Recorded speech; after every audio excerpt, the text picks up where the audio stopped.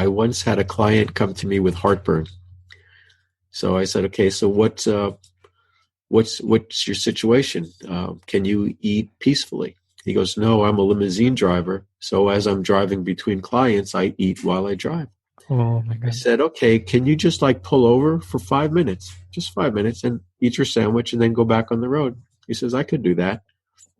And he came back a week later for a checkup, and he said, my heartburn's gone.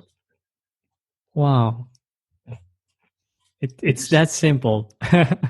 It's just because we are born with original grace. So if we start from that perspective, the bumps in our life, we think they're eternal, but they're really just little flickers. Welcome to the Gratitude Podcast on www.georgianbenta.com, where you'll hear a new story each week that will inspire more gratitude in your own life. Our mission is to inspire 100,000 people to discover how to feel gratitude and live a happy life through the amazing life stories of our successful guests and their actionable tips. And now, the host of our podcast, Georgian Benta. Hi, Gratitude Seeker. Welcome to the Gratitude Podcast. Today with me, I have an amazing person that has studied everywhere around the world actually, and has some amazing things to share with us. His name is Swami. He is the best-selling author of the Ayurveda Encyclopedia, Natural Secrets to Healing, Prevention, and Longevity. When Swami was very young, both of his parents were tragically killed in a car accident, but he transcended this adversity in profound ways through discovering the light within. Swami has been teaching meditation for over 4 decades and has several wonderfully enlightened books to his credit. He presented to the White House Alternative Medicine Commission and has spoken to international medical schools, including John Hopkins. In 1990, actually when I was born, Swami was recognized as a monk by his guru in the Himalayas and was recognized as a natural-born shaman by shamans in the Amazon rainforest. This episode is supported by Premium Jane. With free shipping on all products, Premium Jane is dedicated to delivering the natural benefits of CBD to those who truly need it. Go to premiumjane.com and save 20% with coupon code GRATITUDE. Swami's life mission is to help others realize their dreams and live the joy-filled life they deserve to create peace in our world. To get the word out, his first screenplay is being made into a Hollywood movie, a comedy about listening to your heart and trusting to be yourself around others. Welcome, Swami. Thank you so much for being here. Georgian, it's my pleasure, and joy, everybody. I would have wanted to say all your name, but I might have done some mistakes, so I will let you make that part of the introduction if you don't mind. Sure. My full name is Swami Sadashiva Tirtha. And Swami is a title, but I also adopted it as my legal name to honor my teacher. Mm-hmm. Sadashiva means ever blissful. It's the name of one of the names of Shiva. And Tirtha is our lineage, kind of like our spiritual last name. That's beautiful. I think it's pretty incredible that we spoke a little bit before, and that you were actually recognized as a monk in the same year that I was born. And this can give us, at least me, quite a perspective about your life experience, about all of the things that you've learned, and all of the things that you can share with us in our time together. And we have a connection now. We have a special connection. Yeah, we sure do. My spiritual birth and your physical birth. Same. Yeah. Exactly. Also, what's interesting about Swami if you're just listening and you're not watching the actual video interview, he is, I don't know if exactly all the time, but he's mostly wearing orange. All the and time. he all the time, yeah. He's also wearing a cool hat, a cowboy hat, and he's also known as the Orange Cowboy. And I think the story is really interesting about how this all came together. And if you want to let us know how that happened, I would be really happy.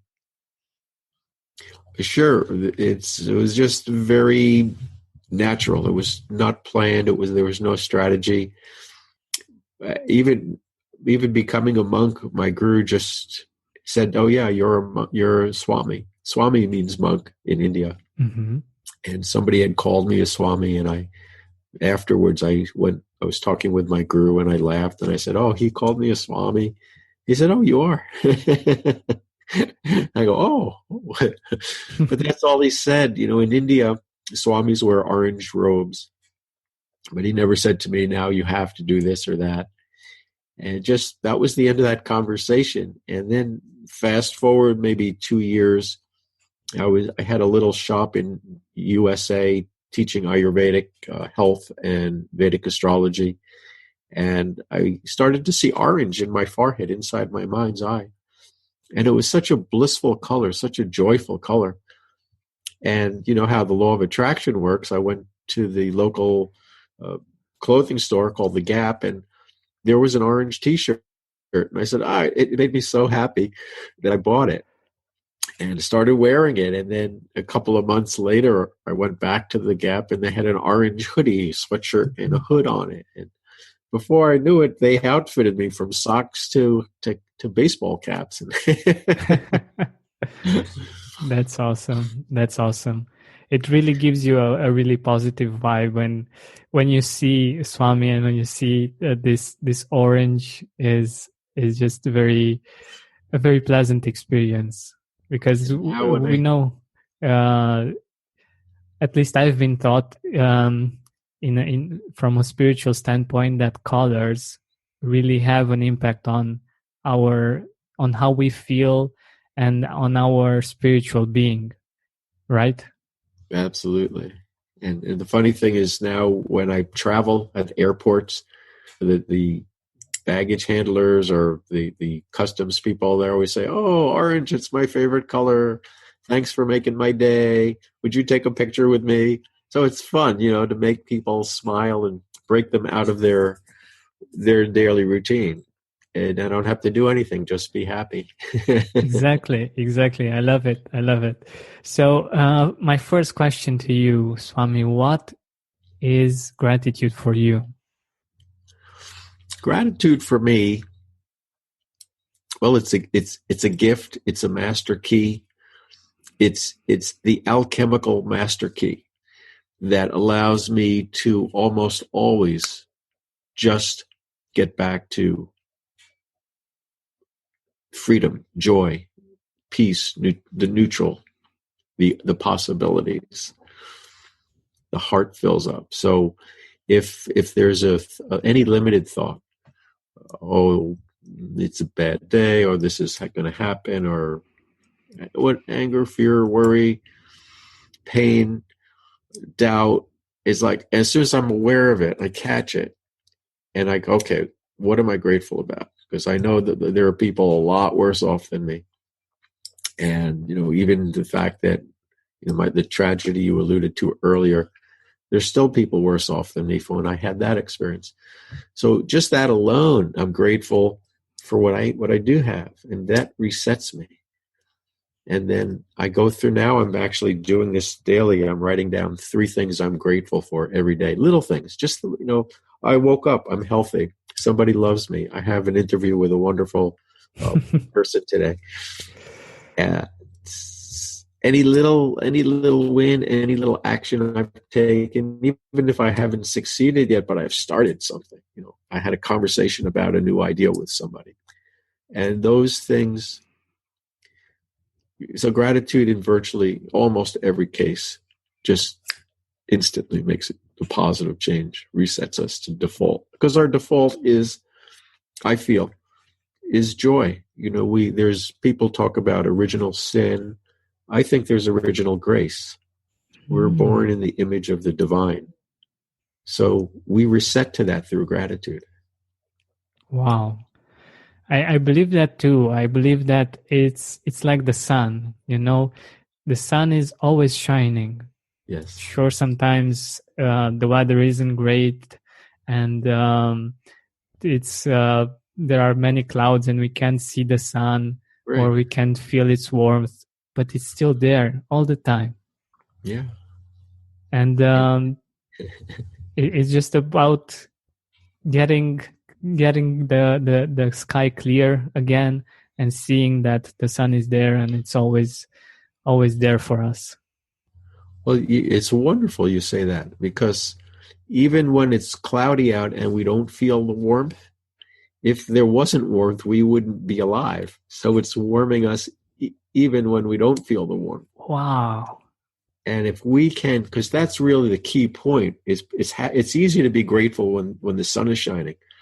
But when the sun isn't shining, that's where we need to exercise our gratitude muscle and say, okay, I don't feel like there's love there, meaning the sun, warmth, but it's there because I wouldn't be here otherwise. So let me look around and see what I'm grateful for. There's sunshine days, there's cloudy days, there's up days, there's down days. Let me learn to find my inner joy, which depends on nothing other than inner grace, connection to divinity, spirit. And when we can connect with that more and more on the down times, that's when we become really strong. That's when we develop character. That's when we develop vision. That's when we can help others as well. Exactly. And I believe that this is, and in my own experience, I feel that the more you practice gratitude, the easier it is when it gets cloudy. When challenges come up, if you have a strong enough gratitude muscle, it's so easy to get back to gratitude, and it's even harder to get back to other negative feelings that you were experiencing in the past. Like I had, for instance, quite a while, a lot of challenges with resentment. I felt that I needed somehow to protect myself in certain situations, especially when it came to emotions that were more profound. And gratitude has really helped me to get out of that and to see the beauty and to appreciate the situations and to get back to higher feelings, higher vibrations. Yeah, that's beautiful. And one other thought is coming to my head, and this is for people who have already been practicing gratitude for a while. There gets to a point where you say, oh no, here comes that thing, that emotion, that feeling. When you get that gratitude muscle really exercised, when those things pop up, the negative things pop up, you say, oh, I'm so grateful for that negative emotion because I'm about to grow. Wow, yeah. I didn't get to that, but it's sure a nice place to be, yeah. Yeah, it's just now that you're aware of it, next time it comes, no, because it's just one more negative we have. Oh no, here's the negative, I have to do gratitude. But the gratitude, like you just said, makes us stronger. So say, oh great, here comes that negative. This is God giving me the opportunity to graduate to the next level, this is my test day. This is my exam day. Wow. Yeah. I love it. And by the way, when we are thinking about cloudy times, like when it's harder to feel grateful, what do you recommend us to do? Well, as we were talking, think about the grateful things. However, to grow life, gratitude gets us to the neutral, aligned zone. Now we are free to grow our life, and growth means action. So we need to take some sort of action steps, and there's a whole range of them, from exercise to just walking, to yoga or stretching or breathing to meditation, then more exercise, more activities, learning, studying, self-growth, helping others. You could just smile down the street is helping others. Saying good morning to someone who doesn't look like they're having a good day. And then those are the little things that everybody could do. It doesn't take time or energy or money. Then you could start to say, oh, I would really love to share my views of gratitude with the world. I'm going to create a radio show, which is what you did. And don't you feel good when you take actions that your heart and mind speak to? Definitely. So I think from moving from gratitude and taking care of your health and your relationships, and then having a vision, listening to your mission, your calling, or just what brings you joy. Do what brings you joy. How's that? That's pretty simple. Take action and do something that brings you joy. That's wonderful. Do you have a favorite quote on gratitude? Yeah, for me, I like to speak from my own experience. And I was thinking about this morning, and Spirit gave me the words and the feelings. Gratitude, and they were very clear. The next word is awakens. They want me to say it awakens.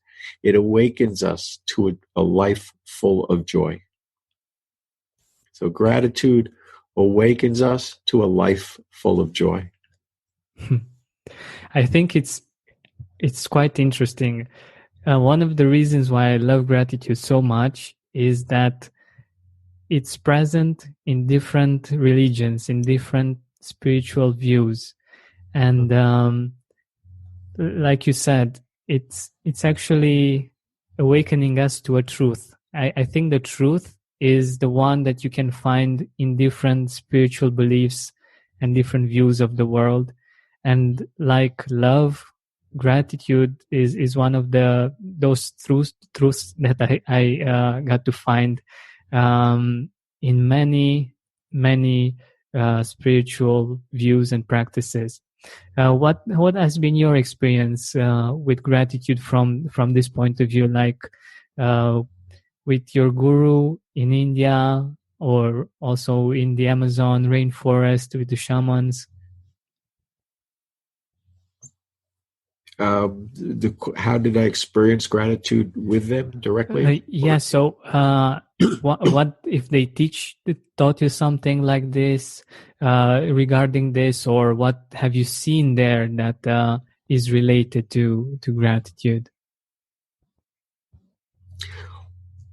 Well, neither of my teachers spoke English.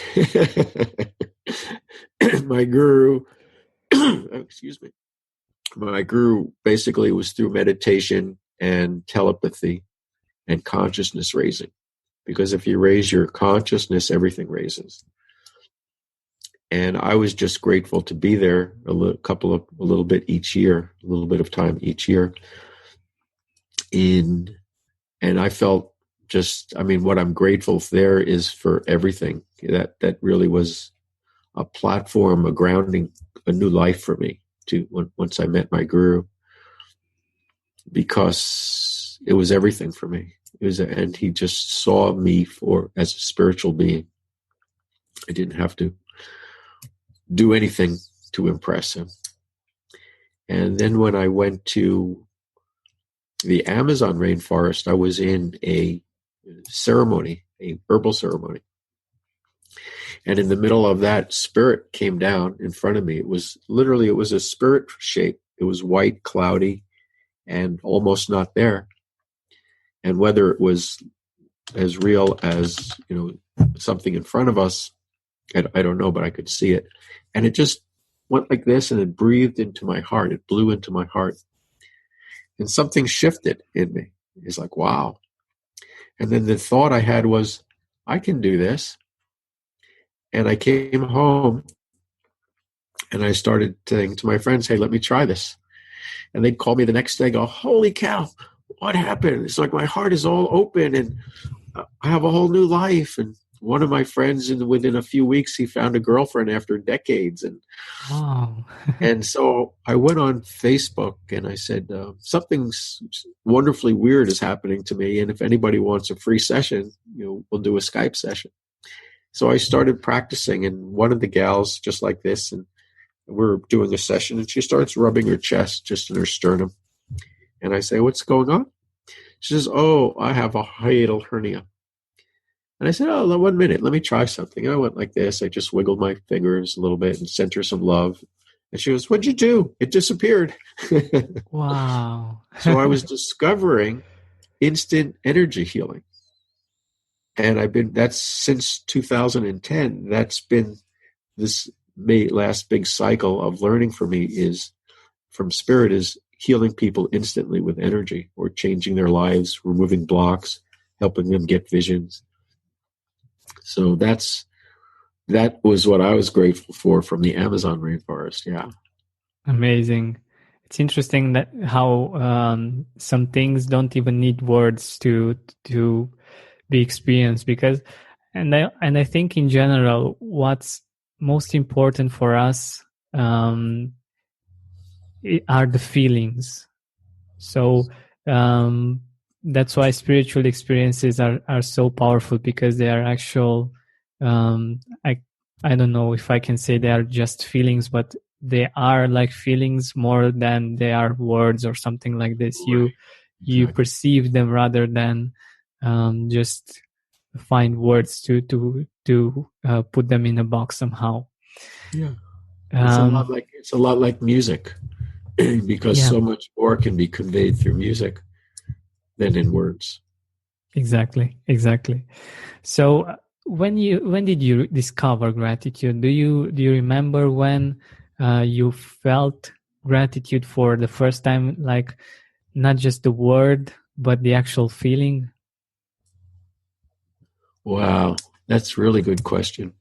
Because there are times, I think there's two types of gratitude, Georgian. There's the subconscious one where, like, you told me that you had a vision. Excuse me, you had a vision, and then you said, oh, wow, I'm going to do a radio show to help people. You probably didn't say, I'm so grateful I'm going to do the radio show. But the action was the gratitude. Beyond the Nest is an innovative travel community built for the post-COVID world, designed by two amazing open-hearted travelers and cross-generational women business leaders. These women believe in the transformative power of travel and know that in 2021 people will want more than what travel used to offer. Beyond the Nest offers a series of bespoke international and domestic retreats for small groups who value education and luxury equally. Each retreat takes place at a 5-star venue featuring renowned experts and elusive experiences like private artist-led gallery tours. Their motto is, there's no reason your days of motivation, recalibration and adventure can't end with a 5-star on-site massage. Beyond the Nest is already selling out spots for their first few trips. Visit the website at beyondthenest.org and mention the Gratitude Podcast for a 15% discount on your first trip. We just, in our action, we don't have to say thank you, I'm grateful, because the action is louder than the words.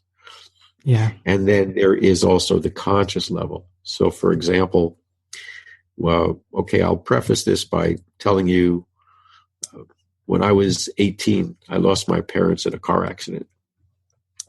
And when I was about 10 years old on, I used to have dreams that this was going to happen. Not specifically the car accident initially, but that I'd be separated from my parents. So I had all these mystical psychic mediumship dreams telling me that and then when they passed, at first it was like, this was not a gift. Being a psychic medium is not a gift, because why did you tell me that? I couldn't do anything about it. So I had this very sort of hopeless life. There's fate. It's only fated. What it did do is it said to me, well, I do have to look into this mystical stuff, because I don't believe in it, and yet it happened. Who told me? And so I really I left the mainstream world basically and started studying meditation. I became a meditation and yoga teacher. And I spent 5 years basically meditating 3 hours a day with this group or that group. And only when I got into the Ayurvedic healing system and the Vedic astrology, and I was helping people, I could see that my intuition would creep in and help them. So I didn't tell anybody about it. Like I'd say, oh, your astrology chart says this. But that didn't say that. I just saw the energy patterns on the top of the chart. And so I began to subconsciously, the gratitude was I stepped into that world. Years later, when I look back and I say, wow, I am so grateful. I don't wish, I wish it was my parents could have stayed alive and I would have still gone on the spiritual path, but I know that wasn't ever going to happen. So I'm grateful, as tragic as that situation was, I'm grateful for it anyway, because it allowed me to become me, to explore myself. So that would be the first subconscious and conscious version of gratitude. Yeah, thank you for sharing both views. That's quite an interesting perspective, that we have a conscious and an unconscious experience of gratitude. I think it relates a little bit with the metaphor with the sun and the clouds also, because it's something that's always there, the subconscious, and something that we perceive consciously that's beyond the clouds and here on earth somehow. But if you could go back in time, like before you were introduced to gratitude, before you actually experienced gratitude, what would you tell your younger self about gratitude? Wow. Let's see, boy. I'm a student of history. I love history. I love to learn from history. So the block I had as a child, I believe, as far as, I could always evolve and get better insights. But I do feel that a part of me had that, what's the use of anything? Because I knew down the road I was going to lose my parents. And now I believe that there is destiny and there's free will. And the way I describe it is the destiny is we're all evolving in our consciousness. And the free will is how fast or slow we want to go. And the analogy I think of is, you can drive in the car, you're going wherever the destination is. You can drive in the car or you could be dragged by the bumper. Your choice. That's true. So what I'm learning now is, because this is a whole nother conversation, but I believe the world subconsciously has decided we're not going to destroy ourselves. Since 2012, we're the first civilization on this planet to reach the point where we're not going to destroy the planet, which means history has been, up to that point, how to live on this planet without destroying yourself. So everything we've learned is tinged with now something that's dogmatic. So I would say, I'm starting to see that we now have the opportunity to create that new world, to write a new history, a history where we evolve into pure humanitarian spiritual souls. So with that insight, I would go back to my younger self and say, you know what? Spirit is showing you that you're going to be separated from your parents, but that's not a given. If you start to raise your energy and listen to us, because back then nobody taught yoga and meditation in this country, back in the 50s and 60s, early 60s. But the Beatles did come right around then and meditate. So we started to learn about it. And I would say, listen, I know everybody's going to laugh at you. Either join a group or just listen to us and we will guide you and raise your energy. And it's possible either your parents won't die or you'll learn enough so it'll be easier for you. So that's what I would tell my younger self. Wow, this is really profound. I can see him spinning his head going, what? I can imagine. But I'm really curious if you want to share with us In my opinion and in my experience, gratitude always comes easier when I'm in better health. Like when all things are going great inside my body and it's functioning great, I get to be more grateful. Right. How does so what can we do to be healthier from an Ayurvedic point of view? Well, if we start, to me, the highest, okay, so Ayurveda has a statement that says most physical diseases are due to poor digestion. Most diseases, physical diseases, are caused by poor digestion, because if you're not getting the nutrition, if you're not digesting your food, you're not getting the nutrition to feed your body. What I found over the 40 years of teaching Ayurveda was that most poor digestion was caused by stress, because there's a vagus nerve that goes from the brain right down to your stomach. And when you're nervous, you're putting nervous chemicals into your digestion. Then what I found was most stress was caused by a lack of spiritual connection. So I work backwards to the top to say, work on your connection, your alignment with spirit, your purpose in life. Secondly, align with nature. Get outside, walk in the trees, have a pet, or watch the deer, or whatever you can do. And live at a healthy pace in life. That's very important. People are rushing for something, thinking they're going to be happier, or to get somebody off their back, or to be one of the in people, not to be weird, not to be individuals. Be individual, be unique. Find like-minded people to be unique with. So they're not putting you down, they're encouraging your uniqueness and your gifts. And then eat healthy foods. Try to eat organic foods. Try to eat whole grains and beans and fresh fruits and vegetables. And if you have to, if that's too much to do, then start by switching out white sugar for cane sugar, whole cane sugar, or maple syrup or honey. That alone, if you want to do one little thing, the trick is if you buy whole wheat bread from a major company in this regular supermarket, it's got corn syrup in it and fructose. So you have to read your labels. Fructose actually prevents your body from telling you it's full. So you just keep eating and eating and eating. Mm-hmm.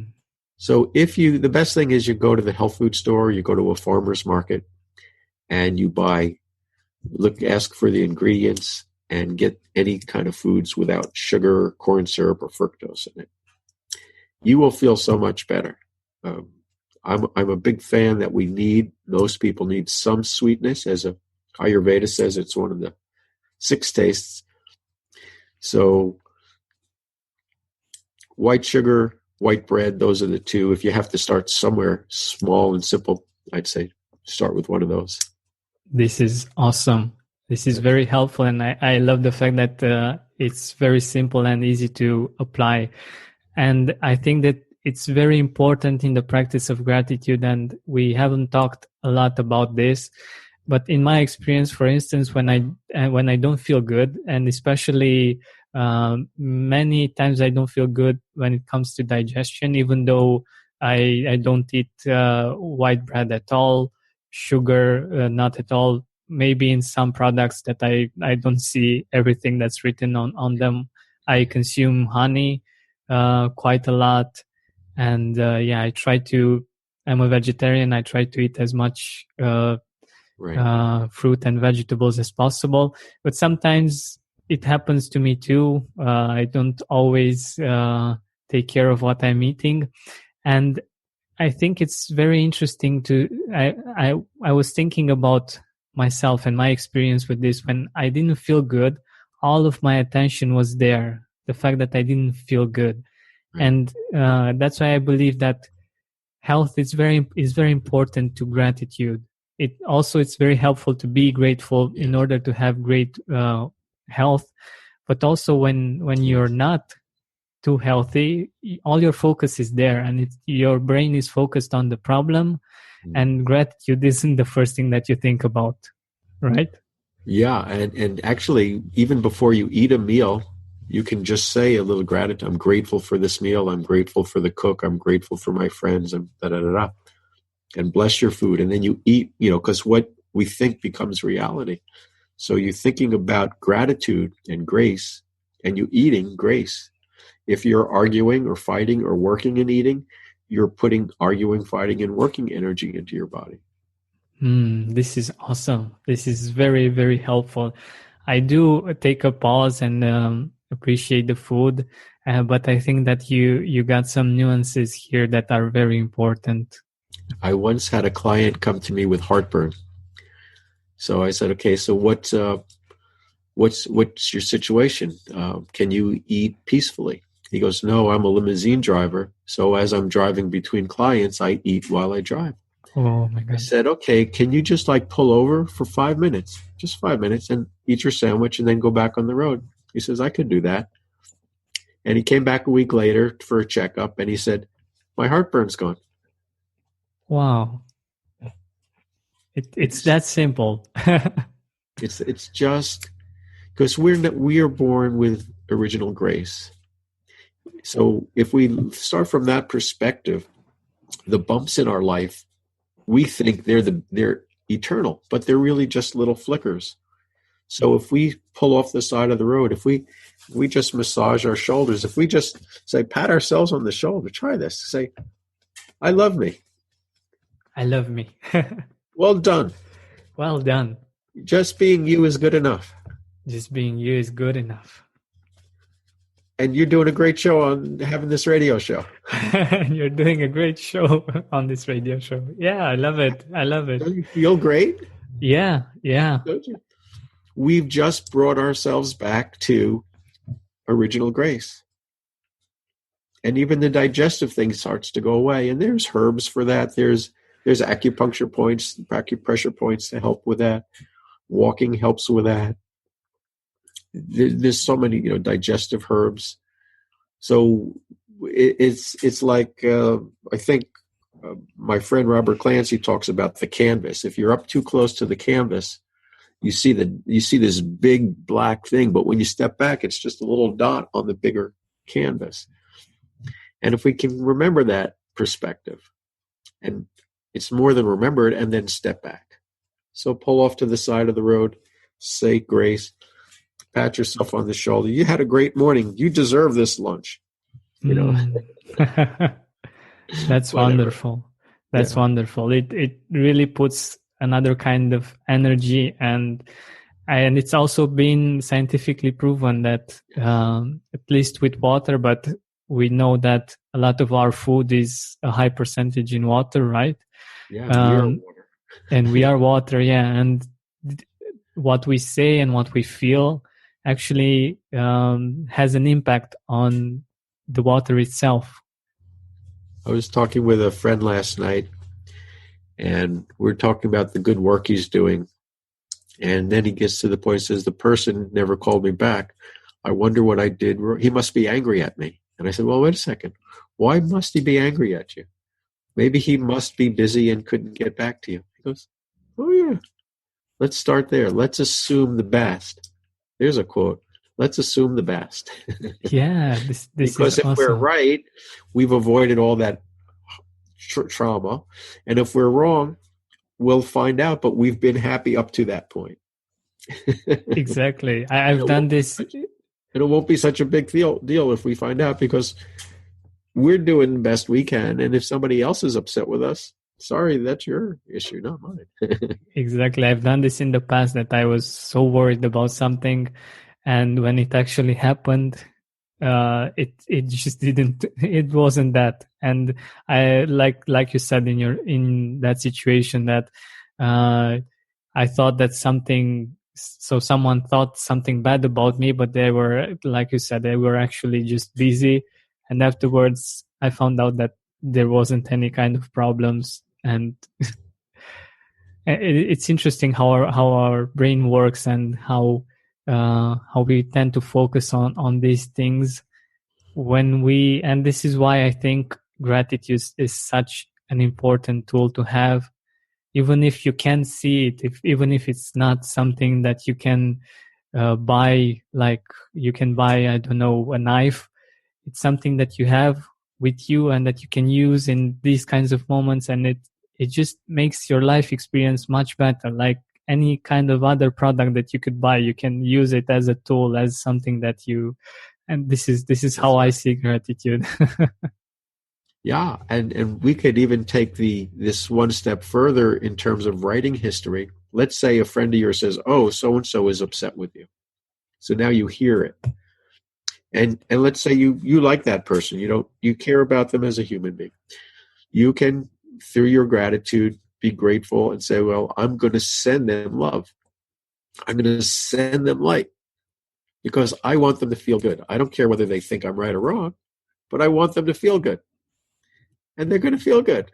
They may get over your issue, or it may not be as big an issue. But you've done something. You've taken that action step of gratitude. Exactly. I love it. It's so important that and it's interesting that we can also do this. It's not compulsory for us to actually do it on the outside. So people usually think of action on the outside, but we can take action on the inside as well. Like I'm an introvert, and a lot of the things that are happening in my life, let's say, are much more on the inside than they are on the outside. I get that too. Yeah, and I think it's great for us introverts to know that we can take action on the inside as well. Like we can feel grateful for different people and actually thank them inside of us and send them love, send them light. I think it's a really practical way, and it's really useful for us, right? I was in a big shopping store some time ago, and I just got the message, start helping people. So somebody would walk by and I would just send them blessings, because. Or I'd imagine a cloud of joy in front of them that I create, and they'd walk right into the cloud, and I'd imagine them going, "Oh." And then I got to the counter, and the woman there was not smiling. She was in person in front of me. She was in a bad mood. I started sending her the love. And then when I got to her, I just started speaking to her, but with full of love. And by the time we ended the transaction, she was laughing with me and having a nice day. So we can change people as introverts without anybody even knowing it. That's amazing. Thank you for that. It's really awesome that usually people think that they need to be extroverts to do great things in this world. And I think this is a really good tip for us introverts. There's a lot to be grateful for introverts. Definitely. So we are nearing the end of our time together, and I'm really curious if you want to share with us a few people in your life that have had a great impact that you're thankful for and that you would like to mention. Sure, that's a wonderful opportunity. Well, first off, I thank my parents for all that they did, teaching me the love that they could teach me. And for the people who became like my chosen parents after I lost my parents, who stepped up and took care of my brother more than me, but because I was 18, but took care of us in so many ways and became family. That's huge. That's really huge. I'm grateful for my guru, and I'm grateful for the shamans I met. I'm grateful for really everybody, but I'm particularly grateful for my good friend who I call him my angel friend, Robert Clancy. We've only connected and talked about angels since June. Wow. But that's what we do. We talk about angels all the time and how we can help the world. So it's him and me and the angels, and we talk about it. So that's amazing. I'm grateful for meeting you and just to see the younger generation just doing amazing things that weren't even they weren't even available for us when I was your age, Just 1960, the Beatles didn't even come to, I don't think they even hit America yet, let alone start to talk about meditation. So there's a bit of perspective right there. So I'm grateful to see how this is proof positive when I tell people the world is shifting for the better. And they go, how? Look at this and look at that. I say, yeah, but look at the young people today. They only want to do jobs that help the world. It's not just about the money. And so it's beautiful to see. And I think I'd be very grateful when I see millennials and seniors come together and create something more powerful. This is beautiful. This is beautiful. And I love that you mentioned this, because it's really true. Like many of the people that I know as well, they want to do something positive with this world and for this world. And I think it's quite incredible that you mentioned this and that this is actually happening. So where can we find you? Where can we see your work, your books? I know that you have not just this big book around Ayurveda, but also other great books. Let us know. My book, 21 Days of Joy, is right there. All my books and everything about me is on my website, orangecowboy.com. Orange, like the color orange, and cowboy. orangecowboy.com. Perfect. So orangecowboy.com. Make sure you visit Swami. Thank you so much for being here with us. Thanks for having me. It's a real pleasure to talk to you. Definitely. I feel the same, and I'm really curious if you have a message for us, if you're inspired to give us a message at the end of our time together. Yeah, it's funny you say that. The first message is, I was going to tell you, I see your guitar there, and I think if you played a little something, maybe like an intro or outro for your show, your deeper messages from spirit would come through. And I feel is your audience a very like millennial audience? I feel lots of millennials tuning in right now. Psychically, I feel that. I don't know exactly, but it's possible, yeah. So I wanted to tell them all, good job. Hold on to those values. Look for some of the elders in our society who have been through this for the past 40 years or 30 years, and create community that way. I know millennials create community together. Create community with the elders, because together I feel guided that that's the future where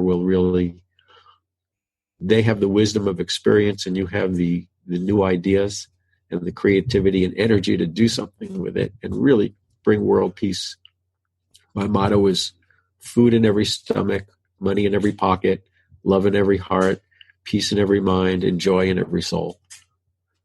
Together we can accomplish that. That's beautiful. Thank you so much for your message. Thank you so much for your time. My pleasure. Thank you. Blessings and joy. Joy. Thank you for listening to our weekly podcast. Help us reach our goal of inspiring 100,000 people by sharing this podcast with your loved ones, with your Facebook friends. And if you loved this episode, please write a review on iTunes. Search for the Gratitude Podcast.